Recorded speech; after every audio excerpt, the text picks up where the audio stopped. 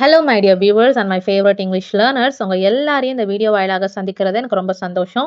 இன்னைக்கு நம்ம டே 18th past perfect times பற்றி பார்க்க போகிறோம். அதாவது ஒரு விஷயத்தை நம்ம ஏற்கனவே செய்திருந்தேன், வந்திருந்தேன், சென்றிருந்தேன், பாடியிருந்தேன், சாப்பிட்டிருந்தேன் இப்படி சொன்னோன்னா அதுக்கு பேர் தான் பாஸ்ட் பர்ஃபெக்ட். அதுவே சிம்பிள் பாஸ்டில் நான் செய்து விட்டேன், சாப்பிட்டு விட்டேன், வந்து விட்டேன், சென்று விட்டேன் அப்படி சொன்னோன்னா சிம்பிள் பாஸ்ட். சரிங்களா? அதுவே செய்து கொண்டிருந்தேன், வந்து கொண்டிருந்தேன், சாப்பிட்டு கொண்டிருந்தேன், ஆடிக்கொண்டிருந்தேன்னு சொன்னோம்னா அது கண்டினியூஸ். சரிங்களா? ஒரு விஷயம் ஆகிட்டு இருக்குது, இப்போ நடந்துகிட்டு இருக்குது, இல்லை முன்னாடி நடந்துகிட்டு இருந்துச்சு அப்படின்னு சொல்றதுதான் கண்டினியூஸ். அதை பத்தி நம்ம பேசல. சிம்பிள் பாஸ்டும் தேவையில்லை. இப்போ நமக்கு பாஸ்ட் பர்ஃபெக்ட். அதாவது செய்திருந்தேன், வந்திருந்தேன், சென்றிருந்தேன், பாடியிருந்தேன், சாப்பிட்டிருந்தேன், செய்திருந்தார்கள், வந்திருந்தார்கள், படித்திருந்தால் இப்படி சொல்றது. சரிங்களா? பாஸ்ட் பர்ஃபெக்ட்னாலே அங்க நம்ம பாஸ்ட் பார்ட்டிசிபிள் யூஸ் பண்ணுவோம். அதாவது வேர்ப் ஃபார்ம்ல தேர்ட் ஒன். ஃபார் எக்ஸாம்பிள், இப்போ நான் ரிங், ரேங், ரங், சிங், சாங், சங் இப்படி சொல்றேன். இதுல எது தேர்ட் ஃபார்ம் வேர்பு? சங்கு, ரங்கு தான். சரிங்களா? இப்படி வேர்பு ஃபார்ம் எப்படி மாறுதுன்னு தெரிஞ்சிருச்சுன்னா அதுக்கப்புறம் நீங்க பாஸ்ட் பர்ஃபெக்ட் யூஸ் பண்றது ரொம்ப சுலபமா ஆயிடும். இப்போ பாஸ்ட் பர்ஃபெக்டை எங்கெல்லாம் யூஸ் பண்ணணும்? ஒரு 3 ரூல்ஸ் இருக்குது. ரூல்ஸ்ன்னு சொல்றதை காட்டிலும் 3 சூழ்நிலைகள் அங்கெல்லாம் நம்ம இந்த பாஸ்ட் பர்ஃபெக்டை யூஸ் பண்ணலாம். ஃபர்ஸ்ட் ஒன்று, ஒரு 2 ஆக்ஷன் பாஸ்ட்ல நடந்து முடிஞ்சிருக்கும். அதில் ஒரு ஆக்ஷன் இன்னொரு ஆக்ஷன் நடக்கிறதுக்கு முன்னாடியே நடந்து முடிஞ்சிருக்கும். அதை நம்ம ஃபர்ஸ்ட் ஆக்ஷன் சொல்லுவோம். எது ஃபர்ஸ்டாக நடந்துச்சோ அது ஃபர்ஸ்ட் ஆக்ஷன், செகண்டாக நடந்ததா செகண்ட் ஆக்ஷன். ஆனால் இது ரெண்டுமே பாஸ்ட்ல தான் நடந்திருக்கும். சரிங்களா? இப்போ ஃபர்ஸ்ட் ஆக்ஷனை நம்ம பாஸ்ட் பர்ஃபெக்ட் வேர்பில் சொல்லணும். அதாவது பாஸ்ட் பார்ட்டிசிபிள்ல. செகண்ட் வேர்பை நம்ம சிம்பிள் பாஸ்ட்ல சொல்லணும். For example, I had finished my homework before my friend arrived. என் நண்பனோ இல்லை என் தோழியோ வரதுக்கு முன்னாடி நான் என்னோட ஹோம்ஒர்க்கை செய்திருந்தேன் அப்படின்னு நான் சொல்றேன். ஸோ இங்கே ஃபர்ஸ்ட் நடந்த ஆக்ஷன் என்னது? என் ஹோம்ஒர்க்கை நான் செஞ்சது. அப்போ இங்கே ஃபினிஷ்டு அப்படின்னு வருது. செகண்டு, என் ஃப்ரெண்டு வந்தது, அரைவ்டு. ஸோ அரைவ்டு அப்படின்றது simple past. Arrive, arrived, arrived அந்த வேர்ப் இப்படி தான் மாறும். பாஸ்ட் பார்ட்டிசிபிள்லையும் வேர்ப் ஃபார்ம் செகண்ட்லையும் அரைவ்டா தான் இருக்கும். சரிங்களா? அதுவே ஃபினிஷ்ட் அப்படின்ற வார்த்தையும் சிம்பிள் பாஸ்ட்லையும் ஃபினிஷ்டா தான் வரும், பாஸ்ட் பார்ட்டிசிபிள்லையும் ஃபினிஷ்டா தான் வரும். அதாவது verb form second, verb form third. சரிங்களா? ரெண்டுத்துலையும் ஒரே மாதிரி தான் இருக்கும். சில வார்த்தைகள் இப்படி வரும், சில வேர்ப்ஸ் இப்படி வரும். சரிங்களா?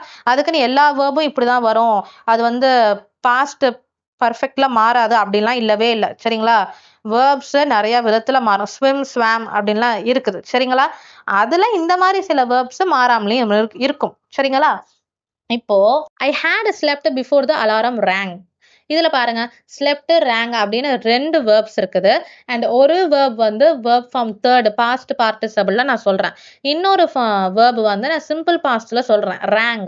ரிங், ரேங், ரங். சரியா? அதுல செகண்ட் ஃபார்ம் வேர்ப் ஆகிய ரேங்ல தான் சொல்றேன். அலாரம் அடிக்கிறதுக்கு முன்னாடியே நான் தூங்கிட்டேன். ஸோ இங்க தூங்குறது ஃபர்ஸ்ட் நடந்திருக்கா, அலாரம் அடிக்கிறது ஃபர்ஸ்ட் நடந்திருக்கா? கண்டிப்பா தூங்குறது தான் ஃபர்ஸ்ட் நடந்திருக்கு. ஸோ 2 ஆக்ஷன் நடந்திருக்கு, அதுல ஒரு ஆக்ஷன் முன்னாடி நடந்துருச்சு. சரியா? இதுதான் பாஸ்ட் பர்ஃபெக்ட். புரிஞ்சிருச்சா? அண்ட் பாஸ்ட் பர்ஃபெக்ட்ல நம்ம ஹெல்பிங் ஃபார்ம் வேர்ப் ஆகிய ஹேட் மட்டும்தான் யூஸ் பண்ணணும். ஓகே? அண்ட் பாஸ்ட் பர்ஃபெக்ட் அப்படின்றது எப்பயுமே நேரத்தோட சார்ந்ததா வரும். For example, after, before, by the time, when, until, as soon as இந்த மாதிரி நேரங்களோட சார்ந்த தொடர்புடைய வார்த்தைகளை சேர்த்து சொல்லும் போது பாஸ்ட் பர்ஃபெக்ட் வரும். ஆஃப்டர்னா என்ன? ஆஃப்டர்னா அதுக்கு அப்புறமா, பிஃபோர்னா அதுக்கு முன்னாடி, ஆல்ரெடினா முன்னமே, வென் அப்படின்னா எப்போ, அன்டில்னா அது வரைக்கும், ஆஸ் சூன் அஸ்னா எவ்வளோ சீக்கிரம் முடியுமோ அவ்வளோ சீக்கிரம், பை த டைம்னா அந்த நேரத்துக்கு தான் பஸ் வரும் அப்படின்னு சொல்லுவோம்ல. ஸோ நேரத்துக்கு கூட தொடர்புடைய எல்லா வார்த்தைகளையும் நம்ம பாஸ்ட் பர்ஃபெக்ட்ல சொல்றோம். சரிங்களா? we had left when the rain started. நாங்கள் மழை வருவதற்கு முன்னமே அந்த இடத்தை விட்டு சென்றிருந்தோம்னா அந்த இடத்தை விட்டு நாங்க போயிட்டோம் அப்படின்னு நான் சொல்லிடுறேன். அங்கதான் நான் லெஃப்ட் அப்படின்ற வார்த்தையை யூஸ் பண்றேன். சரியா? லீவு, லெஃப்ட் மாறும்ல. ஸோ இந்த வேர்ப் எல்லாம் எப்படி மாறும்னு தெரியறது ரொம்ப முக்கியம். அடுத்தது பாருங்க, he had already eaten. அவன் முன்னமே சாப்பிட்டிருந்தான். ரைட்? சாப்பிட்டு விட்டான் அப்படின்னு நான் சொல்லல. சாப்பிட்டு விட்டான்னா அங்க ஏட்டு வரும். ஸோ இங்க ஏட்னா சொல்லல. ஈட்டு, ஏட்டு, ஈட்டிங், வில் ஈட்டு, ஈட்டிங் இப்படிதான் இந்த வேர்ப் மாறும். சரிங்களா? இங்க நான் யூஸ் பண்ற verb past participle, verb form third. So eaten. Right? அவன் முன்னமே சாப்பிட்டிருந்தான். அவ்வளவுதான். அடுத்தது பாருங்க. She had never seen such a place before. இதற்கு முன்னாடி இப்படிப்பட்ட அழகான ஒரு இடத்தை நான் பார்த்ததே இல்லையே அப்படின்னு நான் சொல்றேன். சோ seen அப்படின்ற வார்த்தை எதனுடைய past participle? see அப்படின்ற வார்த்தையோட past participle. see, saw, seeing, seen, will see இப்படிதான் மாறும். சரிங்களா? அண்ட் நம்ம பண்ற காமன் மிஸ்டேக்ஸ் என்னன்னு பார்க்கலாம்.